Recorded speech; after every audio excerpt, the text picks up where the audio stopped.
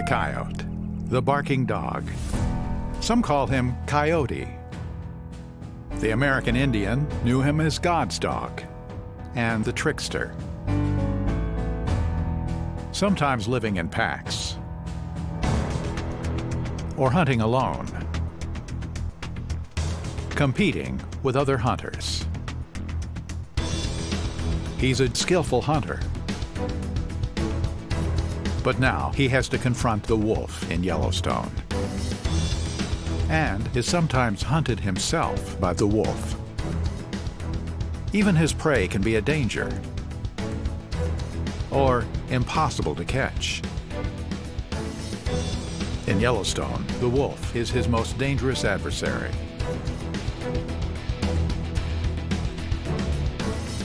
As a generalist predator, the coyote will eat almost anything.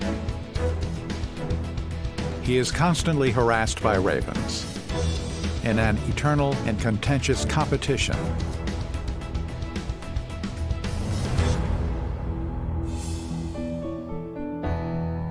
With the return of the wolf, the coyote is now the underdog in Yellowstone.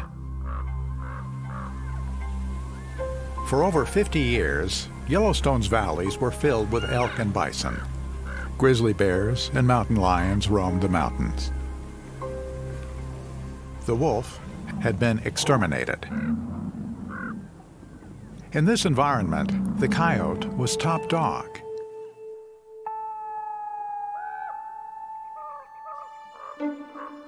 Coyotes were then numerous in the landscape, when the wolf was not yet returned. Elk died during severe winters, providing food to the coyote packs when it was most needed by pregnant females. Coyotes grouped in packs to defend their territories, marked by the river in this instance.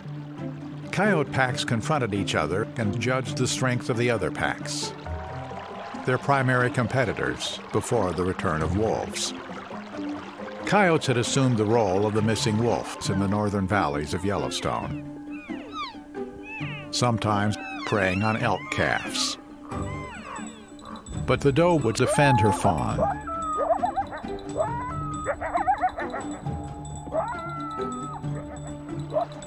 Occasionally, the coyotes could kill a weakened mule deer.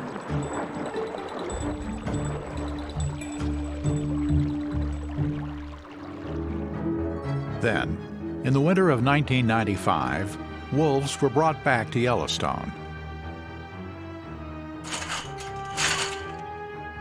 When the wolves were released, the coyote was reduced from top dog to underdog. At first, 14 wolves were set free in northern Yellowstone. Other wolves were added in subsequent years, until there were 170 wolves living in Yellowstone National Park. They spread throughout the park to form 10 packs and to encounter their smaller cousin, the coyote. Now, the coyotes watch, knowing they must always keep a watchful eye for the top dog, the wolf. A 100-pound wolf may just ignore the coyotes.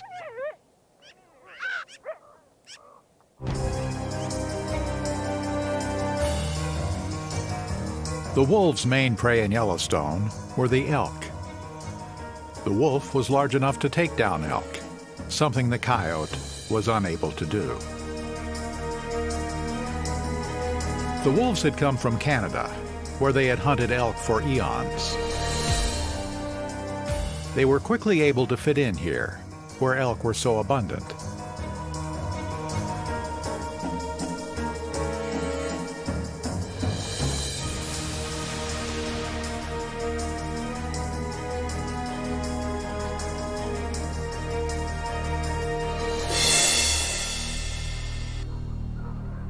The wolves fed on the kill first, consuming most of it. Wolves are not always gray. They can be almost black, or sometimes almost white. But the coyote is always brownish gray.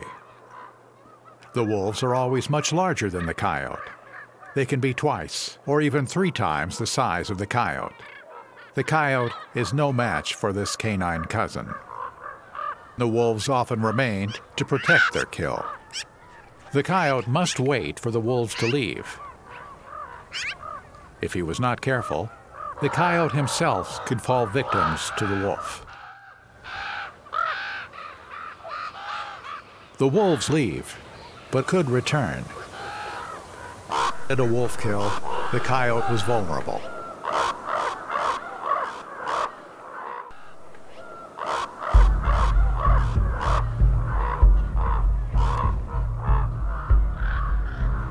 The gray alpha wolf leads the pack charge. The coyote had to run for his life. Usually the coyote would escape the pursuing wolves, but many did not.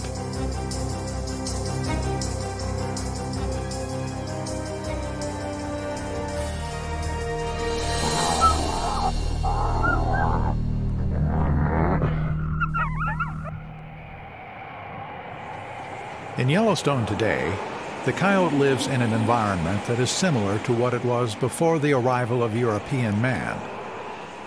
Sometimes a harsh environment. An environment supporting the large mammals that have existed here for thousands of years. But with the dominance of the wolf, the coyote has changed. A coyote that must operate as the underdog. A coyote locates a vole 15 feet away.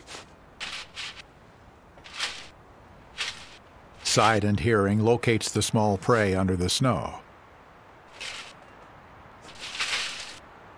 The bulk of the coyote's diet has always been rodents, mice, voles, and ground squirrels in the summer. In winter, a coyote may have to dig deep into the snow to find its prey. Amazingly, he can hear and pinpoint a mouse under 2 feet of snow.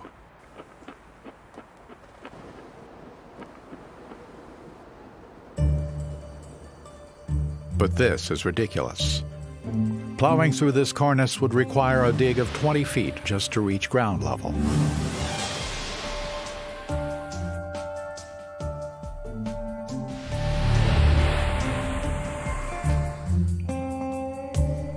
When mice and voles are numerous, the coyote can catch 5 or 6 in an hour. Time to celebrate with a coyote version of a high five. Like the coyote, the fox too survives largely on voles and mice. They have honed the skill to an athletic feat at an Olympic level.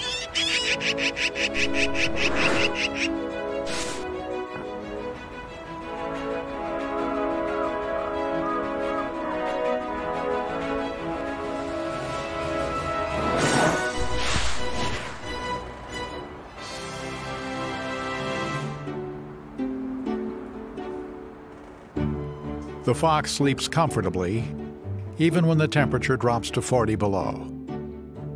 He subsists mainly on voles and mice, but he can find the carcasses left by the wolves, sometimes from a long way off.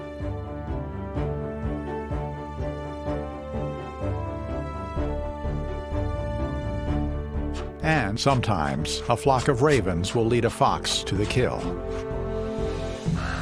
Wolves have killed a bison and have eaten their fill. Now, the wolves have left to sleep it off. It is now safe for the fox and coyote. Between these two, the coyote will get the first choice. Ever aware of the coyote's slightest movement, the foxes dash away when the coyote makes a move to leave. When the coyote has left, the fox family moves in to take advantage of the wolves' kill. Sometimes persuasion has to be firm and convincing. A rear guard action takes the brunt of the fight.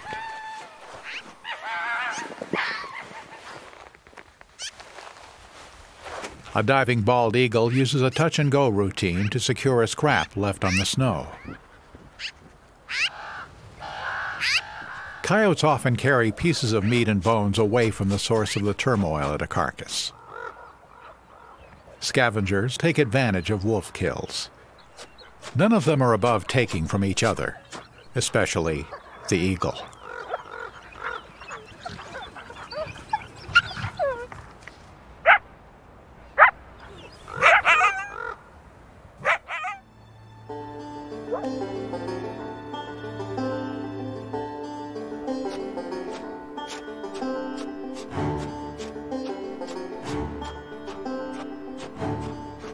All the scavengers compete with each other, but the coyotes and golden eagle may put on the best show.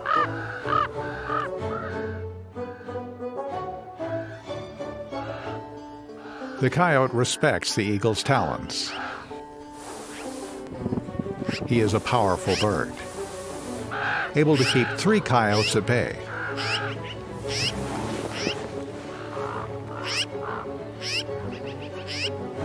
The coyote is careful to turn his back, to protect head and shoulders from the eagle's talons.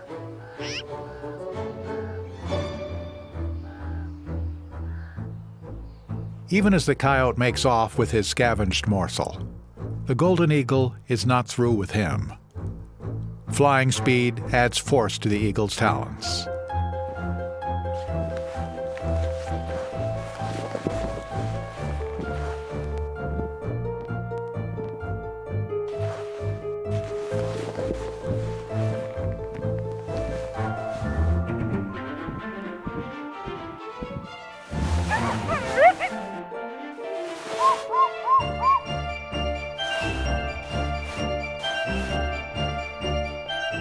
If a coyote could fly, this coyote would still be chasing this antagonist. Finally, the eagle relinquishes his claims to these leftovers. The eternally vigilant raven will find the most insignificant morsel left by wolf or coyote. At yet another carcass, a bison has avoided wolves only to succumb to winter weather. This time, the coyotes have found the animal before the wolves. For the moment, all the meat is theirs. But they have rules for who will feed. The coyote's posture, hunched back, gaping mouth, tail tucked, are all meant to intimidate a rival. Usually, the alpha male prevails. Still, 2 coyotes are a threat to a lone coyote.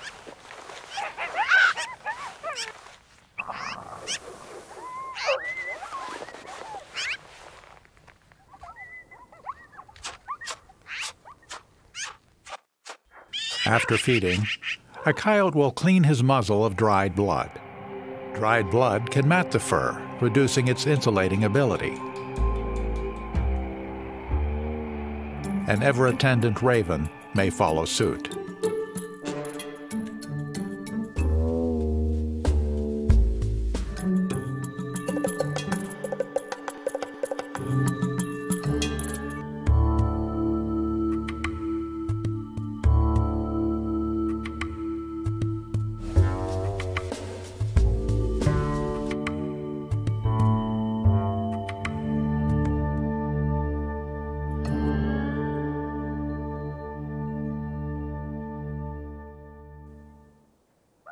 Winter cold settles heavily over Yellowstone, where temperatures can descend to 40 degrees below zero.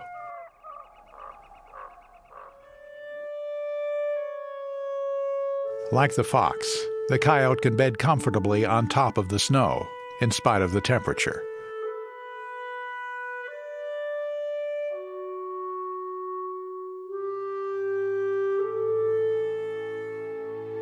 The boulder gives a vantage point to watch for wolves.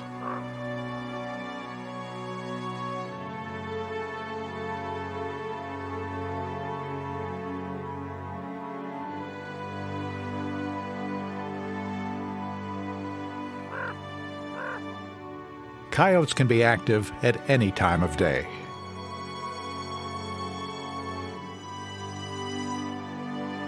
February is the breeding season.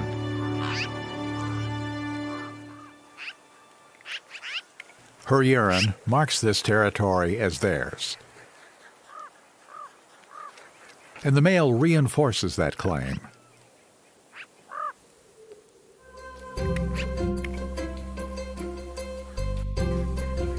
The coyote couple will go through life, seldom apart, raising their pups, bringing food to the den, and defending against other predators.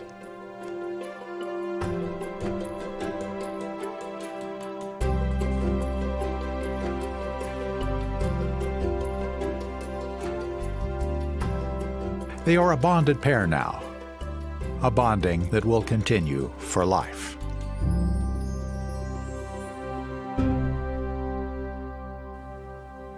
Although packs are small now, they still defend their denning territory. Native Americans called him Song Dog. Their songs varied, but to a coyote they carry distinct messages. The yip howl declares to other coyotes that this territory is occupied. They are answered by a neighboring pack.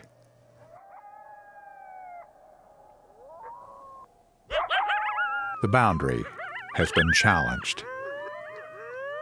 This challenge has to be met.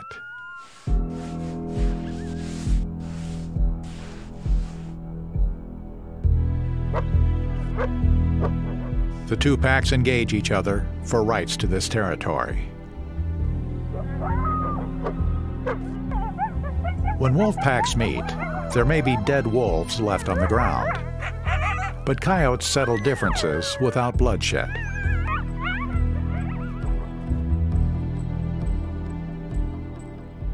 There is a great deal of posturing and threatening stances taken between the two groups. The alpha males threaten each other in a dance for dominance.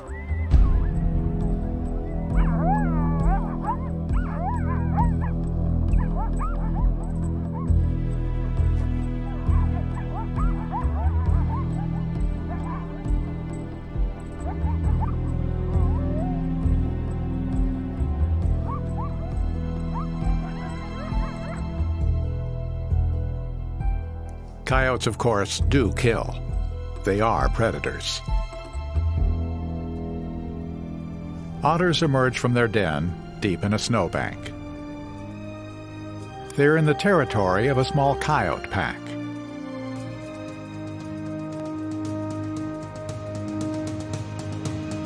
The coyotes have spotted them.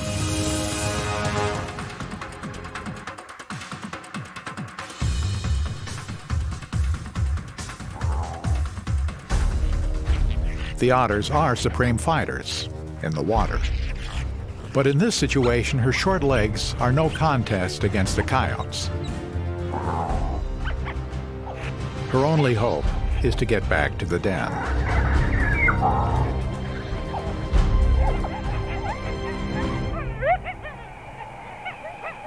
Blood left on the snow attests to the intensity of the pursuit.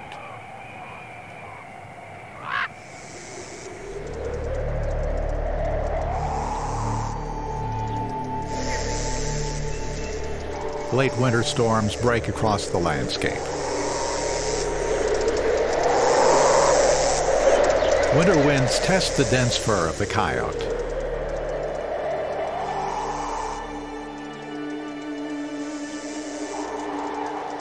For the inventive coyote, the wind offers other possibilities. Motion always attracts their attention, and the wind will turn stationary objects into toys.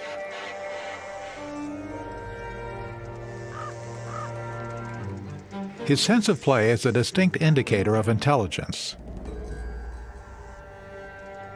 Prominently on display here, that quality exists in many animal species, like the ravens. The ravens constantly monitor the coyote, hoping for some scrap of food he has found. But just another wind-blown item that he regards as a toy.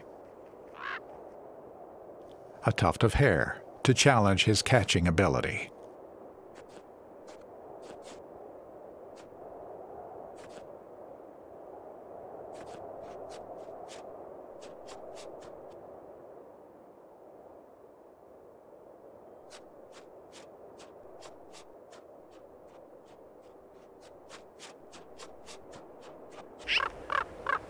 The raven introduces a piece of grass to the coyote's attention.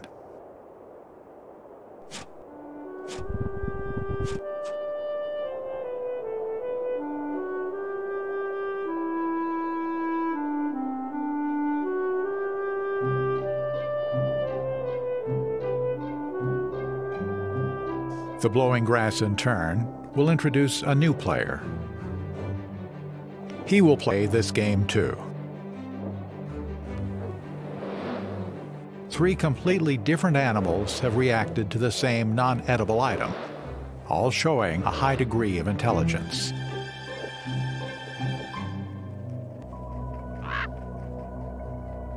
As winter turns toward spring, the ice covering the pond starts to weaken.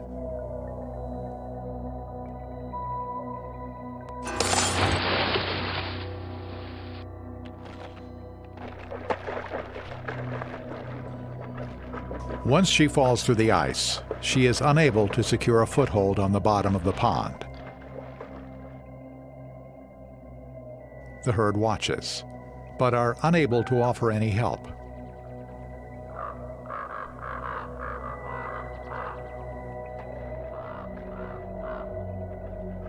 Her struggles will continue for hours, until she finally succumbs to the cold and exhaustion.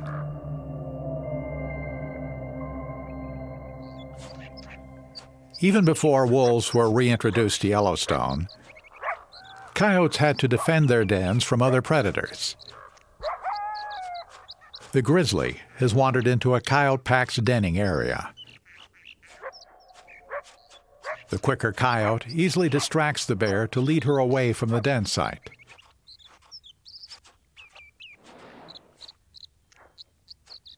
A nip on the flank will ensure that bear moves in the right direction, as a pack member looks on. The standoff eventually tires the bear to make her forget the den, under the watchful eye of the coyotes.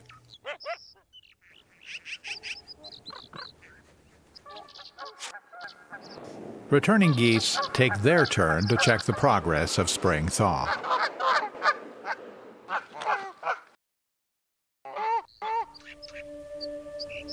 The retreating snow line reveals the contours of the pond. A wandering wolf has drawn the attention of the grizzly.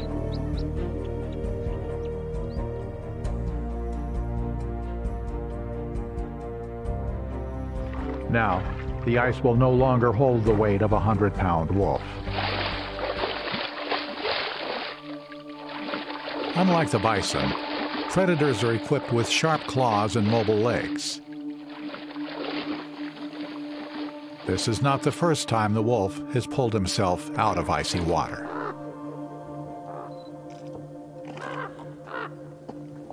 Wolves have been on the landscape for 25 years now, and coyotes have adjusted to life with a much larger canine. A single wolf is no longer a threat to the quicker coyote.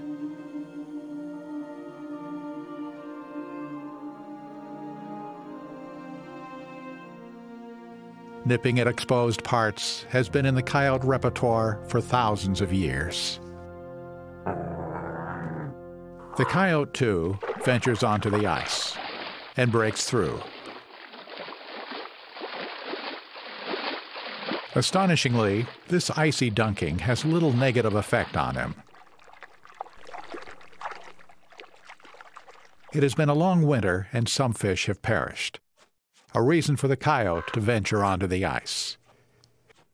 He's still cautious, but finds his treasure, the expired fish.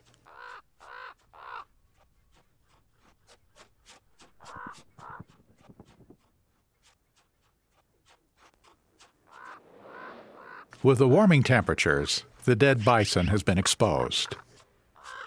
A grizzly arrives to extract the frozen treasure that has the attention of the whole wildlife community here.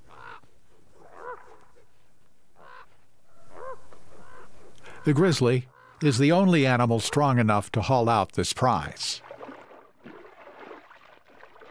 The coyotes watch, knowing they will eventually get a share of those remains. With the carcass out of the water, the coyotes will have to access the food. If only the bear wasn't there. Distracting the bear, a stealthy coyote can secure a few scraps. In a surprising moment of altruism, a coyote shares a stolen piece with his mate. The safe practice: simply wait. Wait for the bear to take a nap. Then they will have complete access to this food. Except for the pesky ravens.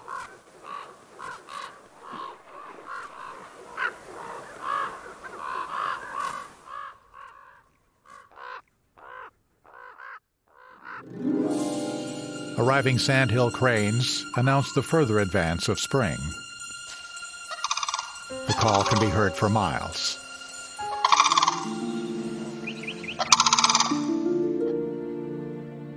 The cranes will nest here, but for now the floating carcass and curious coyote attract their attention. The bear has missed this carcass as it floats just below the surface of the pond.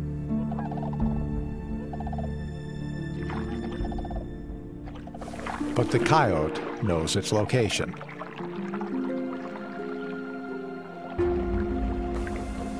Any additional weight and it will sink. A problem for the coyote. Unable to grasp the carcass, the coyote is forced to give up and retreat to contemplate the situation.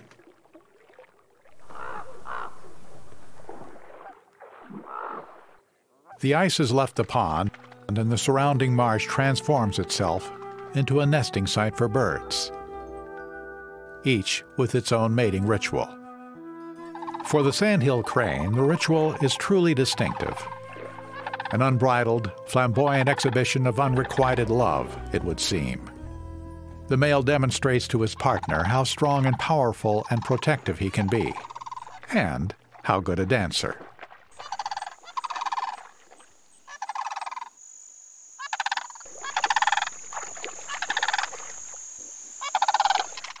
That spirit can infect the casual observer.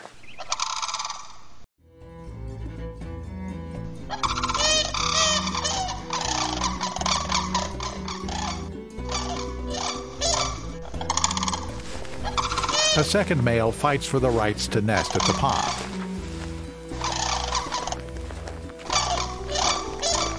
With the outcome unresolved.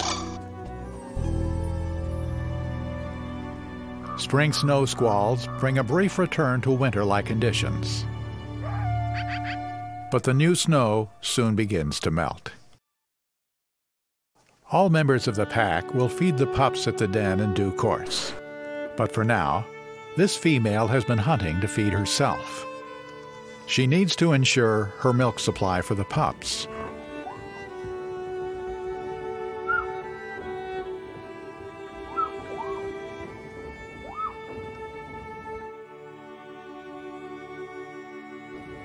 When they're about 3 weeks old, they will begin to eat solid food brought in by the adults. But for now, she leaves to hunt for herself, leaving the pups to their own devices.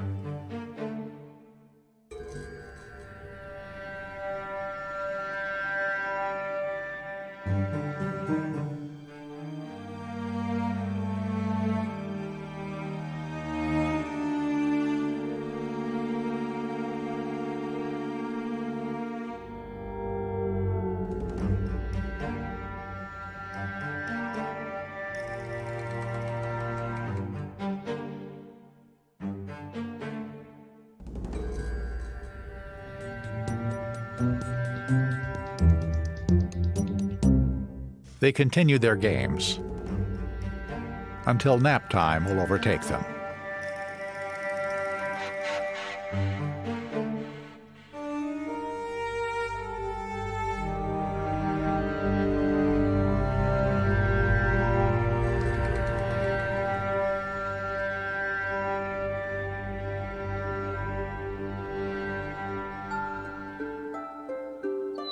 Occasionally, a coyote will team up with other animals to hunt ground squirrels.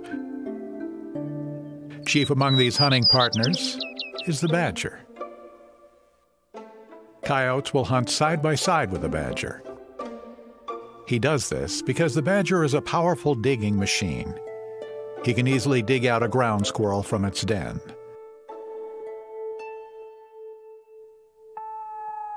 The partnership can be a contentious one. But the coyote will hunt in tandem with the badger until a den is located.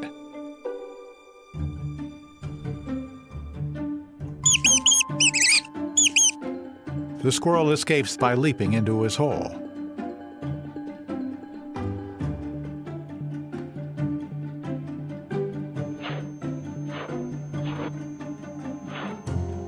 But he may need to exit by the back door to escape the badger.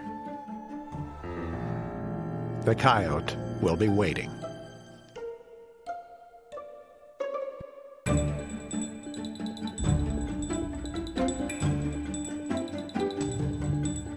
Now it's the badger's turn.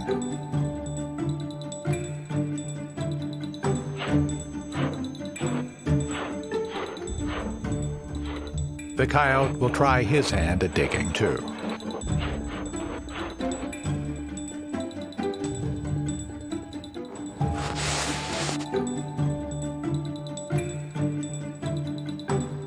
The coyote has made the catch. There will be no sharing of the squirrel, however.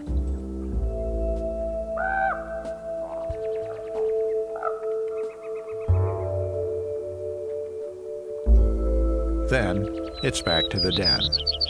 The coyote will take the food to the den now for the pups. But she will not carry it to them by mouth. It will be carried in her stomach.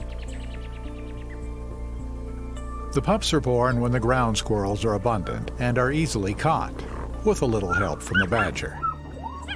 The pup's eagerness, kissing and licking their mom is a stimulus for the female to regurgitate the day's catch that she is carrying. The pups are well fed when the rodent population is good, when their numbers are high.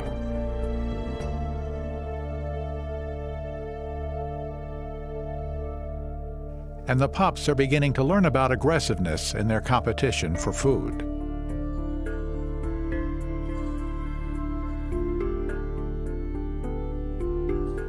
The parent may tenderize the catch a bit.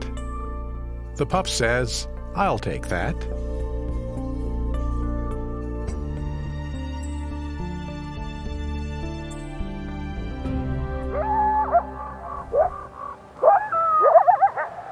The coyotes become aggressive when a wolf comes too close to the den. They continue to harass the larger animal.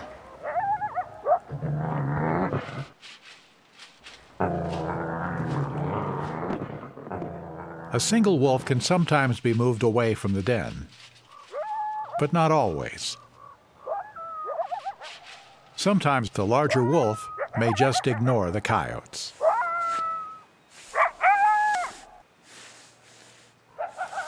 The coyote barking warns pack members to rally around the den and to intimidate the black wolf. In spite of the coyote's efforts, the wolf finds a den at the base of the riverbank.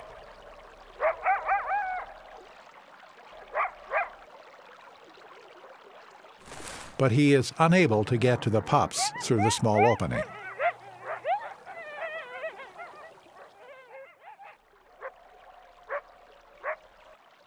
The harassment seems to drive the wolf to leave, this time.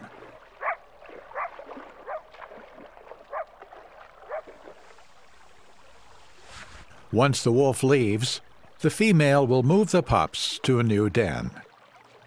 The wolf has left, but it could return. She sets to work immediately. Coyotes often move their dens 4 or 5 times. It is a real job for her, but the pups instinctively permit her to carry them in this way, sometimes for half a mile or more. This new den is in a crevice at the base of the cliff. No wolf can dig out this den. She has a large litter, 9 pups in this case. There are only 8 feeding places, however. One pup will have to wait. Large litters of pups help compensate for wolf predation, another adaptation the coyote has undergone in Yellowstone. For this female, she has to supply herself with plenty of food in order to nurse this many pups. So very quickly, she will return to the hunt.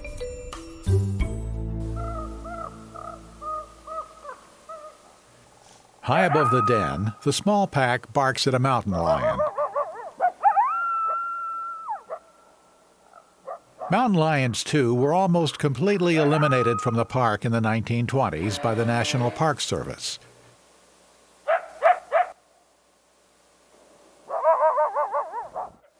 It was an effort by the government to extirpate all predators from the American West. The only predator to increase its numbers, the adaptable coyote. Today we turn a more benign eye toward predators, and the mountain lion is making a more frequent appearance in Yellowstone Park.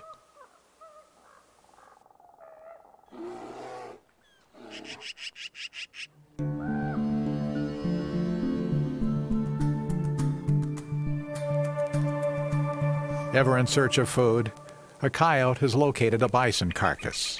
A bonanza for him, except it is being guarded by a black bear. Another challenge to the coyote in a world of larger predators. So he cautiously skirts around the black bear to steal a scrap that the bear had pulled aside and ignored.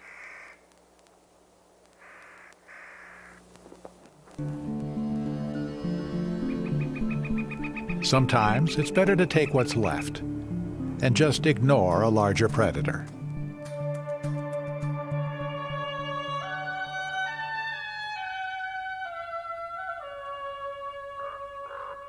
For several weeks in early summer, coyotes can be effective hunters of newborn grazers, like the new bison calves.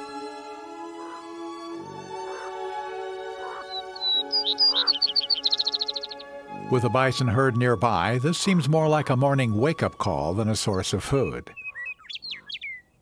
Still, the calf looks very vulnerable to the coyote. The calf's mother rests nearby, seemingly uninterested.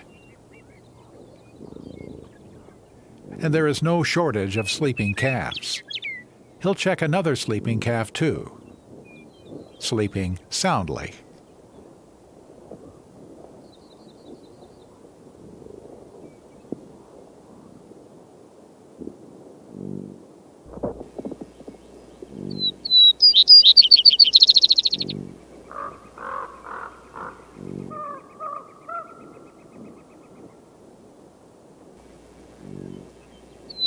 We begin to wonder, who is predator and who is prey?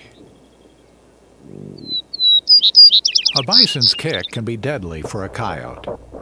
Even a calf could deliver a blow to the jaw that would disable the coyote. With the bison mother as backup, the coyote is persuaded to hunt somewhere else. Yellowstone's large prey species are varied and numerous. Without doubt, the bison are the most difficult to kill. Even a wolf pack will not tackle a healthy adult bison, and it is virtually impossible for the coyotes to do so. Bison remain numerous on the northern range, and like the American prairies of the past, it is shared by pronghorn antelope. In early June, the pronghorn are giving birth to their fawns. Gangly and awkward at this stage. The pronghorn's milk is ultra-rich, and in 3 weeks, the leggy creature will become the picture of grace, fast enough to challenge the fastest coyote. But for now, the doe will defend her fawn, even though she is most apprehensive about the coyote herself.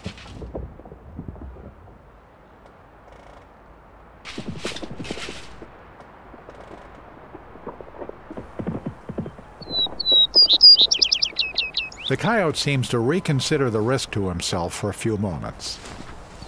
He's not afraid, but seems to recognize the possibility of injury from those sharp hooves. And the does make sure he'll look for food elsewhere. The pronghorn is the fastest land animal in North America. They can run at speeds of 60 miles per hour. The coyote is the second fastest animal in North America, but he can't approach that speed. Nevertheless, he will give it a try.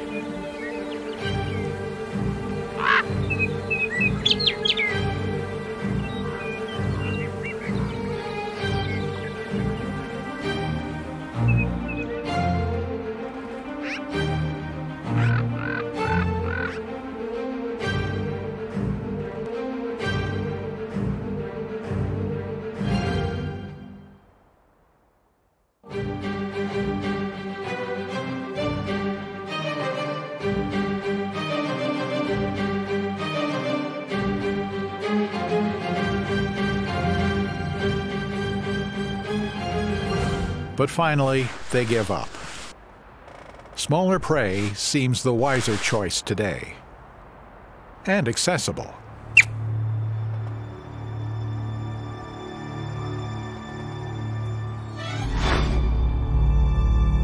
Summer rains bring water to the northern range of Yellowstone.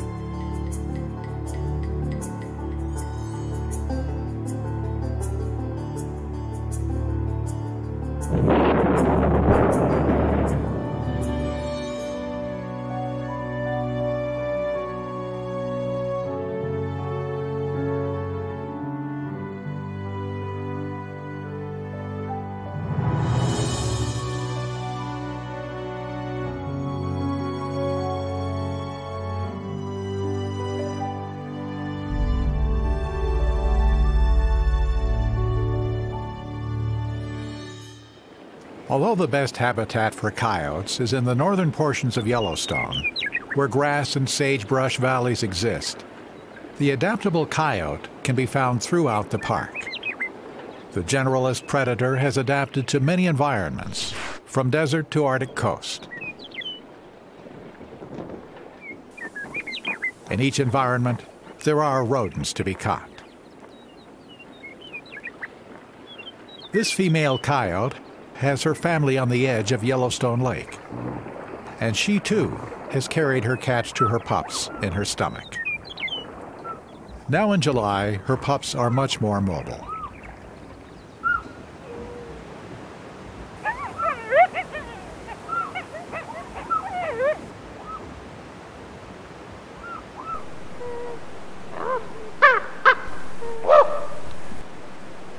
The opportunist raven is drawn to the possibility of stealing her catch. The duel between the two, a bird, the raven, and a mammal, the coyote, is an ongoing confrontation, a permanent contest to see who can get the best of the other.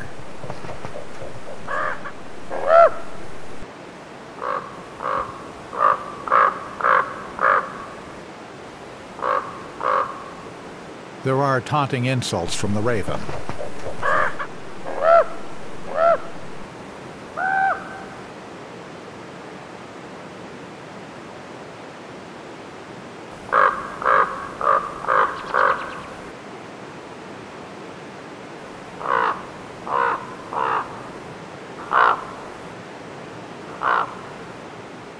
Eventually, she decides to give it a rest. A coyote can rarely best a raven.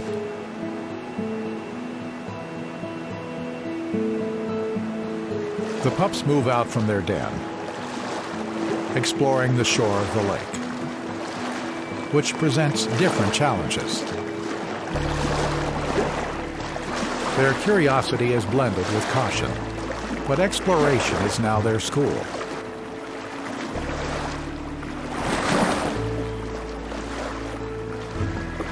Accompanied by the persistent and ever-present raven.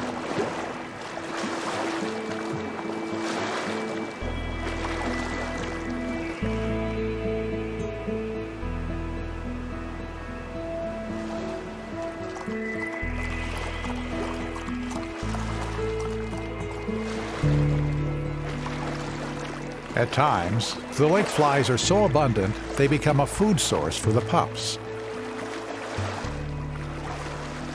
In spite of the abundance of the flies, the coyotes accept them matter-of-factly, undisturbed by the sheer numbers.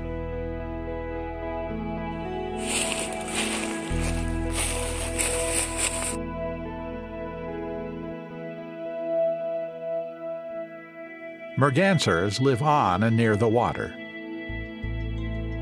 but they do nest on shore in the cliffs at the lake's edge. The exploring pup dives into the water, frightening the merganser. The female has discovered the nest, and the wet pup follows his mother up the cliff. The nest is in a hidden location that must have seemed secure to the merganser. But the resourceful coyote mother has managed to locate it and removes the eggs. The ability to utilize many different food sources is a part of the genetic makeup of the coyote clan. The survivor.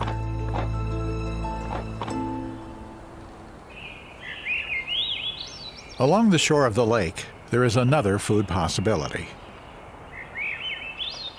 Otters bring their catch ashore in order to eat.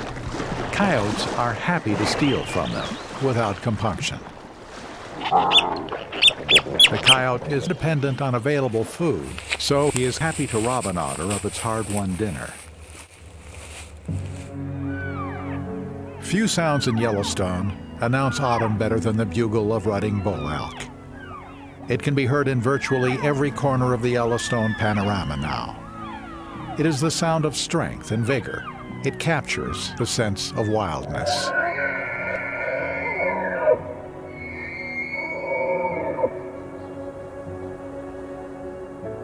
The bugling also signals the time that the coyote pups are no longer using a den. They are now large enough to travel with the adults, and now almost fully functioning members of their pack. 3 pups have survived into autumn in this pack.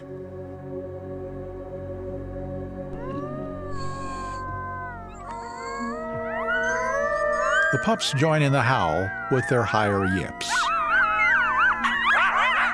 Packs are smaller now because of the wolves, but howling still announces ownership of their territory to other packs. The howling reinforces the mutual support within the group, strengthening the bonds of the pack. Coyotes in Yellowstone have shown they can survive alongside the wolf. They defend their dens, feed their pups, and they can function as a large pack or a mated pair. This flexibility is one reason the coyote has survived in Yellowstone. Although coyotes live in packs, they spend much of their time hunting alone.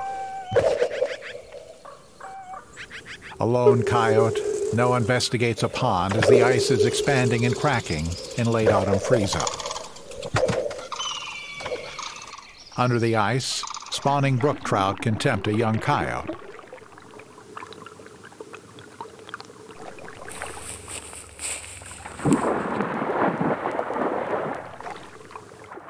He doesn't yet have the skill to capture a live fish. The cracking ice startles him.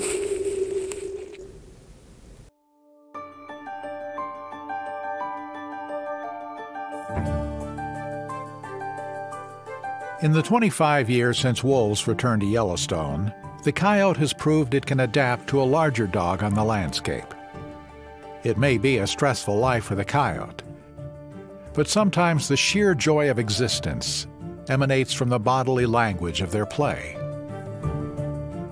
A game that incorporates their hunting strategies: stalking, chasing, and tail pulling.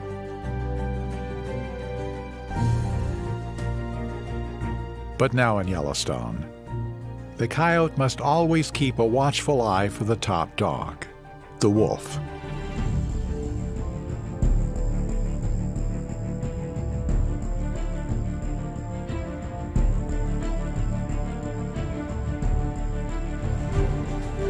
The threat is always there.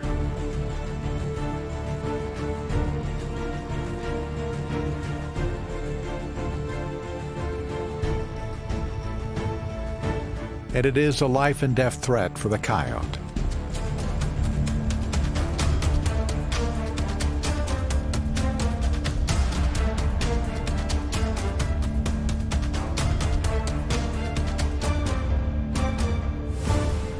Sometimes the escape is a near miss.